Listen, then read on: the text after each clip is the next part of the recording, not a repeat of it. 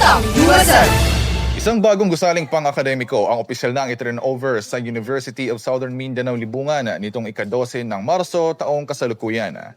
Pinangunahan ng USM kasama ang Provincial Government of Cotabato na pinamumunuan ni Governor Emilio Lalatalino Mendoza ang nasabing aktibidad na kung saan ang bagong gusaling ito ay magsisilbing bagong mga silid-aralan para sa mga estudyante ng USM Libungan. Ang proyekto nagkakahalaga ng 5 milyong piso ay pinondohan sa ilalim ng administrasyon ni Governor Emilio Lalatalino Mendoza at ipinatupad ng Sunstone Construction and Supply. Dumalo sa nasabing aktibidad ang mga lokal na opisyal, guro at mga estudyante, kabilang si Libungan Mayor Angel Rose Apol Cuan at 1st District Representative Congressman Edwin Cruzado na kumatawan sa Governor.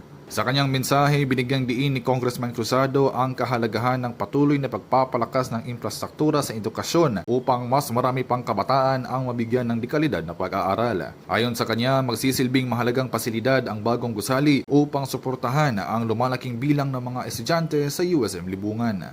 Samantala, nagpahayag naman ng pasasalamat si USM Palma Cluster Campuses Director Gideon S. Sumayo sa suporta ng pamahalaang panlalawigan at iba pang katuwang na ahensya sa patuloy na pagpapaunlad ng mga pasilidad sa universidad. Binigyang diin din niya na ang bagong academic building ay inaasahang makatutulong sa pagpapalawak ng mga programang pang-edukasyon at sa pagbibigay ng mas maayos na learning environment para sa mga estudyante.